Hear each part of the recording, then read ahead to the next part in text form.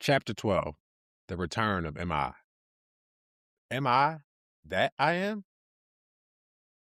Creation has always been a cycle.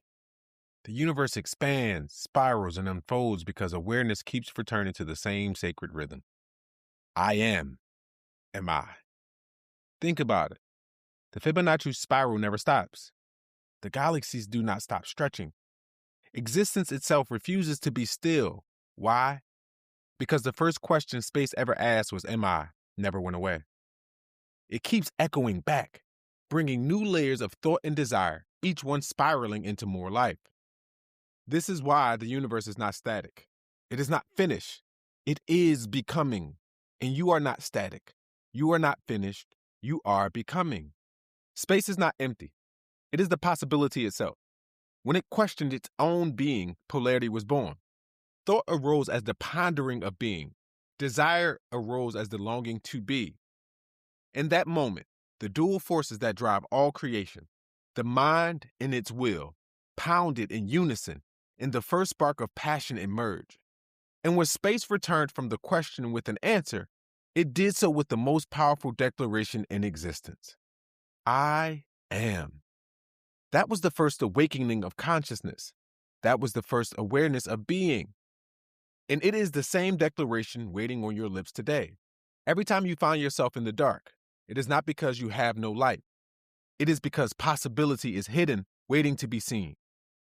The question, am I, can invoke feelings of uncertainty, confusion, or fear, but those moments are also the womb of becoming.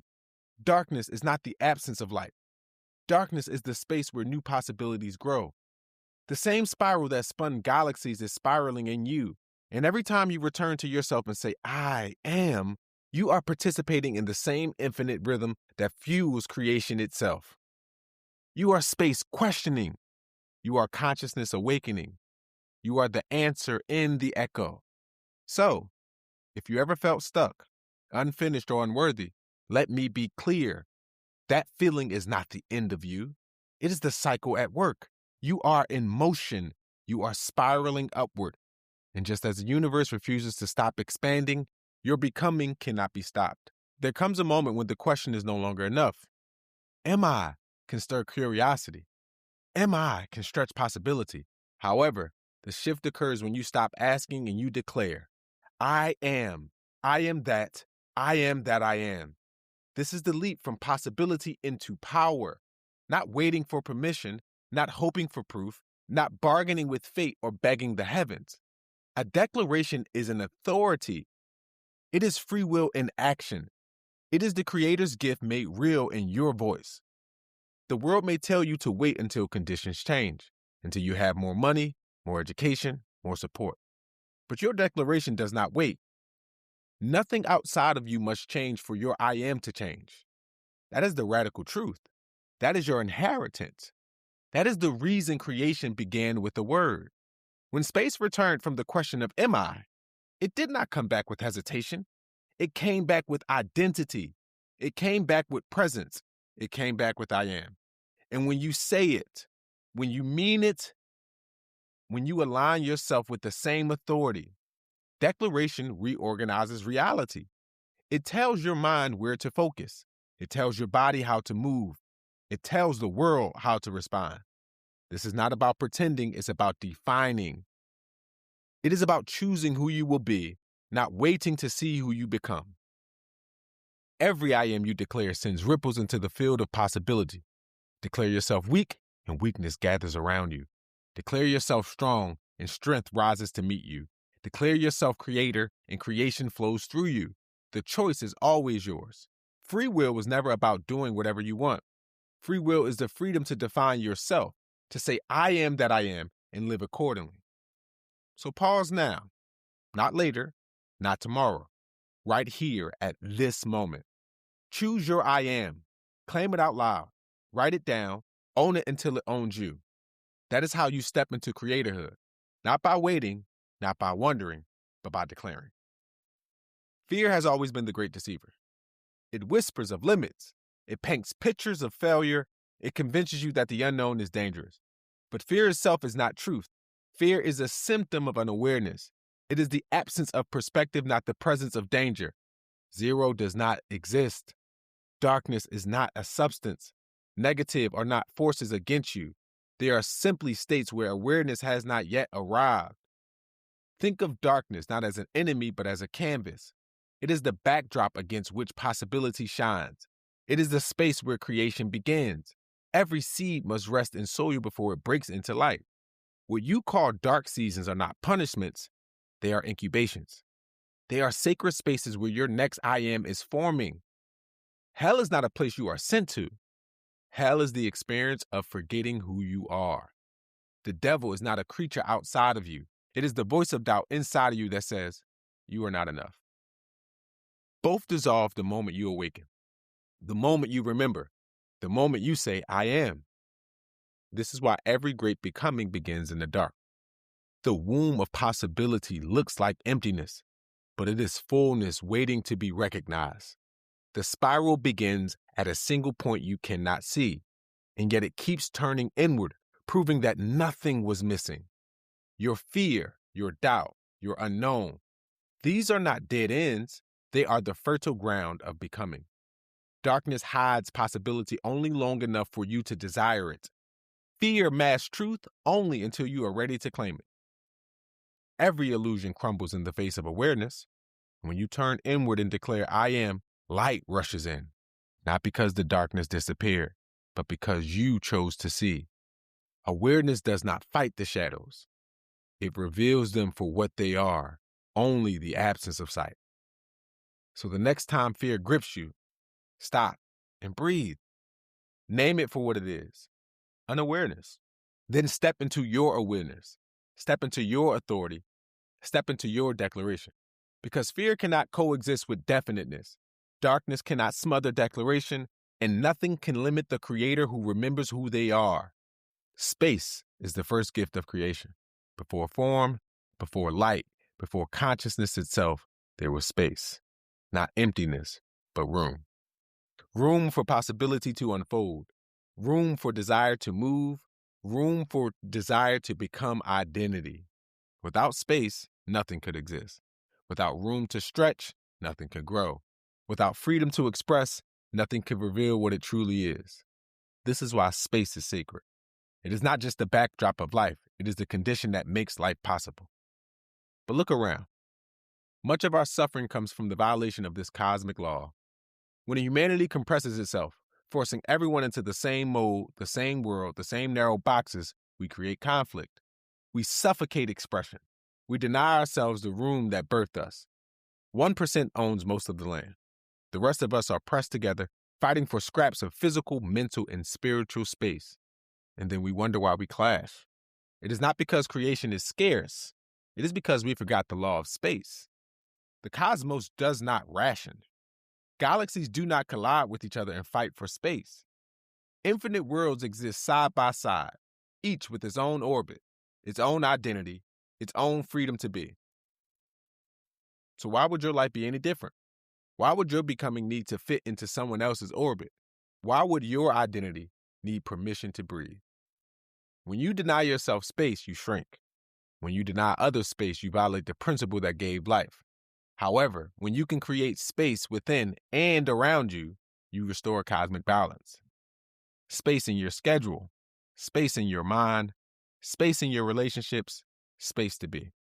This is not laziness, this is alignment. Space is not wasted. It is the fertile ground where becoming happens. Freedom is not the absence of responsibility. Freedom is the space to express who you really are. The more room you give yourself to expand, the more of your true self you uncover. The universe did not rush you into being. It gave you infinite space. It still gives you infinite space, and all of creation testifies that you are free to be. So let your life breathe again. Let your identity stretch. Let your desires spiral outward without apology. Claim your space because space is what made you possible. If you are reading these words, you exist. That alone is the most significant proof. Existence does not require outside validation. It does not wait for permission. It does not need evidence beyond itself. You exist, and because you exist, you carry the same spark that ignited galaxies. No one outside of you has more claim to creation than you. not governments, not systems, not even so-called higher beings with advanced technologies or mystery. If they exist by the same law as you, the law of becoming. If they changed DNA, invented new tools, or shaped new worlds, they did what you can do in your own measure. They manifested, they created. But they are no more creator than you. The same space that birthed them, birthed you. The same consciousness that awakened in them awakens in you. The same rhythm of MI and I am flows through all that exists. This is why existence itself is the ultimate evidence. You do not need to prove yourself. You are the proof. The spiral does not ask permission to turn. The stars do not check for approval before they shine. They are. And that is enough. So, when doubt rises, return to the most straightforward truth. I exist. That existence is authority. That existence is creation in motion. From that foundation, every possibility opens. If you exist, you can become. If you exist, you can desire. If you exist, you can declare. And if you can declare, you can create. The question is not whether you are worthy. The question is whether you are ready. The question is not whether you are chosen. You are here. You exist. And that is all the proof you will ever need. Now it is your turn. Not just to understand the rhythm of creation. Not just to admire the beauty of the spiral, but to embody it. The creator journey was never about abstract theory. It was always about you, your choices, your voice, your life. Becoming the creator means choosing your I am with definiteness. Not vague hope, not half-hearted wishing, but clarity. So pause. What is the I am that I am you need to claim right now? Not the one thing you think you should say. Not the one others want to hear. The one that makes your chest expand and your spirit stand taller. Say it, write it, breathe it, own it. This is not just affirmation. This is alignment. When you declare I am, your thoughts begin to orbit the truth. Your emotions start to harmonize with it. Your actions begin to reinforce it. This is the law of definiteness. Definite thought plus definite desire equals definite manifestation. It cannot be otherwise. So choose with intention. If you declare I am disciplined, your daily choices must prove it. If you declare I am abundant, your giving and receiving must reflect it. If you declare I am creator, your life must reveal creation flowing through you. This is not pressure. This is freedom. Because nothing outside of you must shift first. You are the shift. Remember, the spiral never stops. Neither will you. Even when you stumble, you are still moving upward. Even when you falter, you are still unfolding. Becoming the creator is not about being flawless. It is about being faithful to your declaration. It is about aligning thought and desire until manifestation is inevitable. So stop waiting. Stop wondering. Stop bargaining. Choose, declare, live. Because you are not learning to become a creator. You are remembering you already are. Metaphysical connection. This is the ultimate awakening. You are detached from form and detached from identity, yet fully aware. Awareness remains clear and alive. Pi never resolves for the same reason the question am I never closes. The circle of being cannot be finished by digital definitions. Possibility knows itself without end. In this state, awareness is unattached and instantaneous. It experiences light and darkness and everything between without preference. There is no distance between desire and experience. Wisdom is infinite and free. Form becomes a choice, not a cage. You take a body only when it serves the work, then return to spaciousness. Affirmation. I am the breath returning to stillness. I am the space where new life begins. I welcome the next MI with courage and care. I am ready to become again. Creator's path, from infinite to mirror to infinite unattached creator. You are beginning again. This chapter completes the circle by softening it into a spiral. The mirror turns from revelation to remembrance. The infinite in you returns to stillness so a new question can take root without the noise of certainty. You do not lose wisdom. You lay it gently beside you. You practice holy forgetting so wonder can breathe. You become willing to meet life as if for the first time. You begin to notice curiosity rising where conclusions used to live. You begin to treat silence as fertile, not empty. You begin to welcome the next MI as a gift, not a doubt. This is the call to rebirth, the call to beginner's mind, inside seasoned spirit. the call to let unity become potential again so creation can continue. It is the call to return to wonder. Reflection questions. Where am I clinging to a form or identity that isn't necessary today? What new am I is quietly asking to take root in me now? Where is form truly required for love or service, and where can I remain unformed and spacious? Where can I hold light and darkness together without choosing sides? If pi never resolves, where am I trying to finish the circle instead of living the mystery? And what would spacious awareness do instead? I am activations. Sit in silence and release every label by name. Practice. This is happening in awareness, not in my identity. Hold one light and one shadow in the same breath without judgment. Sketch a circle, write pi and mi at center. Note one insight, then let go. Choose one necessary form today and let everything else remain unformed.